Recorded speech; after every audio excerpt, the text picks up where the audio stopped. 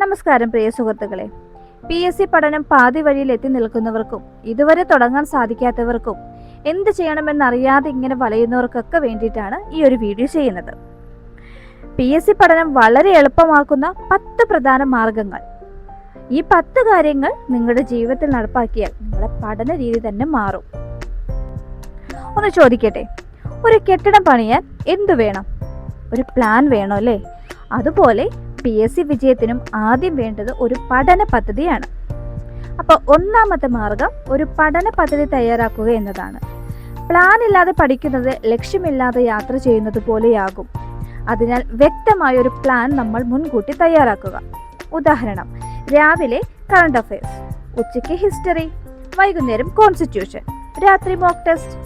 ഇങ്ങനെ സമയം ക്രമീകരിച്ചു നോക്കൂ. നിങ്ങളിലെ വ്യത്യാസം നിങ്ങൾക്ക് തന്നെ അറിയാനായിട്ട് സാധിക്കും. ഇതിൽ പറഞ്ഞിരിക്കുന്ന സമയക്രമീകരണം, ഇതിൽ പറഞ്ഞിരിക്കുന്ന ടോപ്പിക്കുകളും നിങ്ങളുടെ സമയത്തിനും നിങ്ങളുടെ ഇഷ്ടത്തിനും അനുസരിച്ച് മാറ്റാവുന്നതാണ്. ഓർക്കുക, പ്ലാനില്ലാത്ത പഠനം പലപ്പോഴും സമയം നഷ്ടപ്പെടുത്തും. രണ്ടാമത്തെ മാർഗം, ചെറിയ ലക്ഷ്യങ്ങൾ നിശ്ചയിക്കുക. ഒരു മല കയറുന്നത് ഒരു ചുവടിലാണോ? അല്ല, ചെറിയ ചെറിയ ചുവടുകളിലൂടെയാണ്. അതുപോലെ പഠനകാര്യത്തിൽ ഇന്ന് ഇന്ത്യൻ ഭരണഘടന മുഴുവൻ പഠിക്കുമെന്നതിനു പകരം ഇന്ന് അടിസ്ഥാന അവകാശങ്ങൾ മാത്രം പഠിക്കുമെന്ന് തീരുമാനിക്കൂ. ചെറിയ ചെറിയ ലക്ഷ്യങ്ങളിലൂടെ നമുക്ക് നമ്മുടെ വിജയത്തിൽ എത്തിച്ചേരാൻ സാധിക്കും. അതുപോലെ ചെറിയ ലക്ഷ്യങ്ങൾ പൂർത്തിയാകുമ്പോൾ നമ്മുടെ കോൺഫിഡൻസ് വളരെ വലുതാവും. മൂന്നാമത്തെ മാർഗം നോട്ട്സ് തയ്യാറാക്കുക എന്നതാണ്. വായിക്കുന്നതെല്ലാം ഓർമ്മയിൽ നിൽക്കില്ല, എഴുതുന്നതാണ് കൂടുതൽ ഓർമ്മയിൽ നിൽക്കുക. അതായത് പ്രധാന വർഷങ്ങൾ, പ്രധാന വ്യക്തികൾ, പ്രധാന സംഭവങ്ങൾ, അങ്ങനെ ചെറിയ ചെറിയ നോട്ടുകളായി നമ്മുടെ സ്വന്തം ഭാഷയിലങ്ങ് കുറിച്ചു വയ്ക്കും. അവസാന ദിവസങ്ങളിൽ ഈ നോട്ടുകളായിരിക്കും നിങ്ങളുടെ ഏറ്റവും വലിയ സഹായം. സ്റ്റിക്കി നോട്ടുകൾ പോലുള്ള ചെറിയ നോട്ടുകളൊക്കെ വാങ്ങിക്കാൻ കിട്ടും. അതല്ലെങ്കിൽ നമ്മളൊരു A4 ഷീറ്റ് എടുക്കുക, പഴയ ബുക്കിൻ്റെ പേപ്പറുകളൊക്കെ എടുക്കുക, 4ആയിട്ട് മടക്കി ചെറിയൊരു ബുക്കാക്കി മാറ്റുക. അതിലേക്ക് നമ്മൾ പഠിക്കുന്ന ചെറിയ ചെറിയ പോയിന്റുകൾ ഒന്ന് എഴുതി വെക്കുക. ഈ ബുക്ക് വഴി നമുക്ക് ഇല്ലാത്ത സമയം ഉണ്ടാക്കിയെടുക്കാൻ സാധിക്കും. എങ്ങനെയെന്നാൽ, അടുക്കളയിൽ നിൽക്കുന്ന ടൈമിൽ, വീട്ടമ്മമാരെയൊക്കെ സംബന്ധിച്ചാണ് കേട്ടോ, നമ്മൾ പാല് അടുപ്പിൽ വെക്കുമ്പോൾ കുറച്ച് ടൈം അവിടെ സ്പെൻഡ് ചെയ്യേണ്ടി വരും.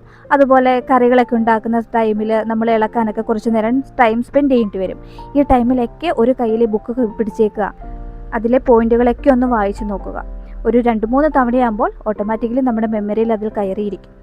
അതുപോലെ നമ്മൾ വെറുതെ ഇരിക്കുന്ന ടൈം അല്ലെങ്കിൽ എവിടെയെങ്കിലും പോകുന്ന സമയങ്ങളിലൊക്കെ ഈ സ്റ്റിക്കി നോട്ടുകൾ നമ്മുടെ കയ്യിൽ വെക്കുകയാണെങ്കിൽ നമുക്ക് എവിടെയൊക്കെ സമയം കിട്ടുന്നോ അവിടെയെല്ലാം ഇതൊന്ന് മറിച്ച് നോക്കാവുന്നതാണ്. നമുക്ക് വേണ്ടി നമുക്ക് മാത്രമേ സമയം കണ്ടെത്താൻ സാധിക്കൂ. അപ്പോൾ ഇത്തരത്തിലുള്ള മാർഗങ്ങളൊക്കെ ഉപയോഗിച്ച് നോക്കുക. നാലാമത്തെ പോയിന്റ്, ദിവസവും കറണ്ട് അഫയേഴ്സ് പഠിക്കുക എന്നതാണ്. PSC പരീക്ഷയിൽ കറണ്ട് അഫയേഴ്സ് ഒരു ഗെയിം ചേഞ്ചറാണ്. ദിവസവും വെറും 20 മിനിറ്റ് നമ്മൾ കറണ്ട് അഫയേഴ്സിന് മാറ്റി വെച്ചേ പറ്റുള്ളൂ.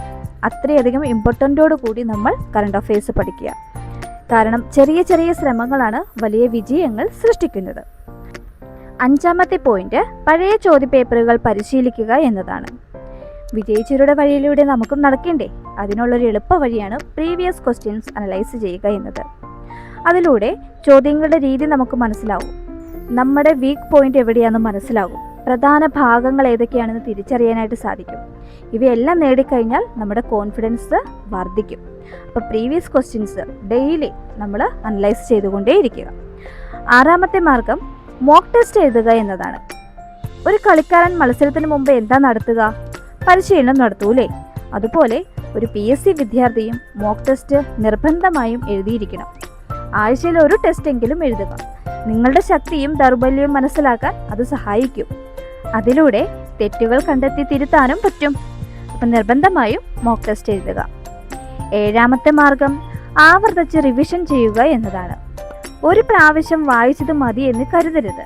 വിജയിച്ച ഉദ്യോഗാർത്ഥികളുടെ ഏറ്റവും വലിയ രഹസ്യം റിവിഷനാണ്. എങ്ങനെ ചെയ്യാം? ഇന്ന് പഠിച്ച കാര്യം ഒരു ദിവസം കഴിഞ്ഞൊന്ന് റിവിഷൻ ചെയ്യുക, ഒരാഴ്ച കഴിഞ്ഞ് ചെയ്തു നോക്കുക, ഒരു മാസം കഴിഞ്ഞ് ചെയ്തു നോക്കുക, വീണ്ടും വീണ്ടും വായിച്ചുകൊണ്ടേയിരിക്കുക. ഇങ്ങനെ ചെയ്താൽ നമ്മൾ പഠിച്ച കാര്യങ്ങൾ ഉറപ്പായിട്ടും നമ്മുടെ മൈൻഡിൽ റിവൈസ് ചെയ്തുകൊണ്ടേയിരിക്കും. റിവിഷൻ ഇല്ലെങ്കിൽ പഠിച്ചതെല്ലാം മറന്നു പോകും.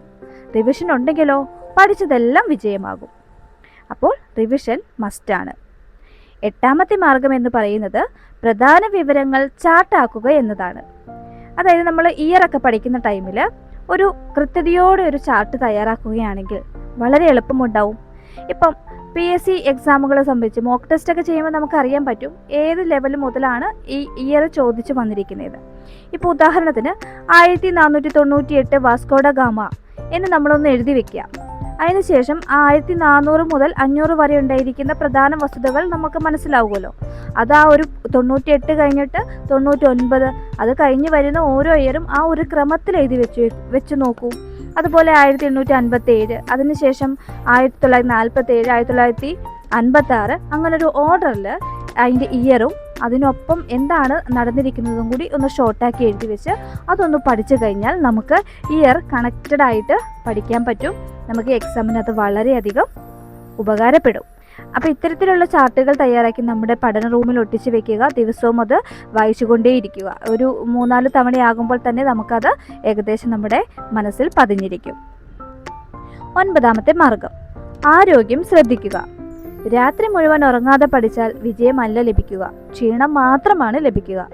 അതിനാൽ നന്നായി ഉറങ്ങുക, വെള്ളം കുടിക്കുക, വ്യായാമം ചെയ്യുക. ഓർക്കുക, ആരോഗ്യമുള്ള ശരീരത്തിനാണ് ആരോഗ്യമുള്ള മനസ്സുണ്ടാവുകയുള്ളൂ. ആരോഗ്യമുള്ള മനസ്സിനാണ് കൂടുതൽ കാര്യങ്ങൾ ഓർമ്മിക്കാനും കഴിയുക.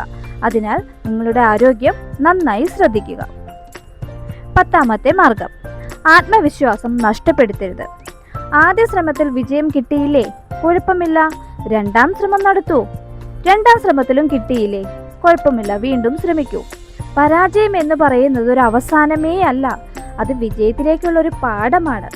ഓർക്കുക, PSC പരീക്ഷ ജയിക്കുന്നവർ ഒരിക്കലും തോറ്റിട്ടില്ലാത്തവരല്ല, തോറ്റിട്ടും വീണ്ടും എഴുന്നേറ്റവരാണ്. അതിനാൽ നമ്മൾ എന്ത് ചെയ്യുക? നമ്മളിൽ ഒരു കോൺഫിഡൻസ് വളർത്തി നമ്മൾ കൃത്യമായ പ്ലാനിങ്ങിലൂടെയൊക്കെ മുന്നോട്ട് പോവുകയാണെങ്കിൽ തീർച്ചയായിട്ടും PSC വിജയം നമുക്കും നമ്മുടെ കൈപ്പിടിയിൽ ഒതുക്കാൻ സാധിക്കും സുഹൃത്തുക്കളെ. ഇതിനെല്ലാം ഉപരി മൊബൈൽ ഫോണിൻ്റെ ഉപയോഗം നമ്മളൊന്ന് കുറയ്ക്കണം. പഠിക്കേണ്ട സമയത്ത് പഠനത്തിന് വേണ്ടി മാത്രം മൊബൈൽ യൂസ് ചെയ്യാനായിട്ട് ശ്രദ്ധിക്കുക. ഫുൾ ടൈം പഠിക്കാൻ നമ്മൾ ആരും പറയുന്നില്ല. പഠിക്കുന്ന സമയത്ത് അതിനു വേണ്ടി മാത്രം ശ്രദ്ധ കൊടുക്കണം. ഒരു ടോപ്പിക്ക് പഠിച്ചു കഴിഞ്ഞാൽ കുറച്ച് നേരം നമ്മൾ വിശ്രമിക്കുക. ആ ടൈം നിങ്ങൾ ഫോൺ യൂസ് ചെയ്തോളൂ. പക്ഷേ പഠിക്കാനിരിക്കുന്ന സമയം അതിനു വേണ്ടി മാത്രം ശ്രദ്ധ കേന്ദ്രീകരിക്കാൻ നോക്കുക. ദിവസവും അല്പം പഠിച്ചാൽ മതി, പക്ഷേ അത് സ്ഥിരമായിരിക്കണം. വിജയം ഒരു ദിവസം കൊണ്ട് വരുന്നതല്ല, എന്നാൽ ദിവസേന ചെയ്യുന്ന ചെറിയ ശ്രമങ്ങൾ ഒരു ദിവസം വലിയ വിജയമായി മാറും. ഇന്ന് നിങ്ങൾ പഠിക്കുന്ന ഒരു പേജ് നാളെ നിങ്ങളുടെ നിയമന ഉത്തരവായി മാറാം. അതുകൊണ്ട് പഠനം നിർത്തരുത്, സ്വപ്നം ഉപേക്ഷിക്കരുത്. നിങ്ങളുടെ വിജയം വളരെ അടുത്താണ്. ഇന്നു മുതൽ 1 മണിക്കൂർ PSC പഠനത്തിനായി മാറ്റിവെക്കാൻ തയ്യാറാണോ? എങ്കിൽ കമൻറ്റിൽ ഞാൻ തയ്യാറാണെന്ന് എഴുതൂ. അപ്പോൾ ഇതുപോലെ നിങ്ങൾക്ക് ഉപകാരപ്പെടുന്ന മറ്റു PSC വാർത്തകളുമായി ഉടനെ എത്താം. അതുവരേക്കും എല്ലാവർക്കും നല്ലൊരു ദിവസം ആശംസിച്ചുകൊണ്ട് നിർത്തുന്നു. Thank you.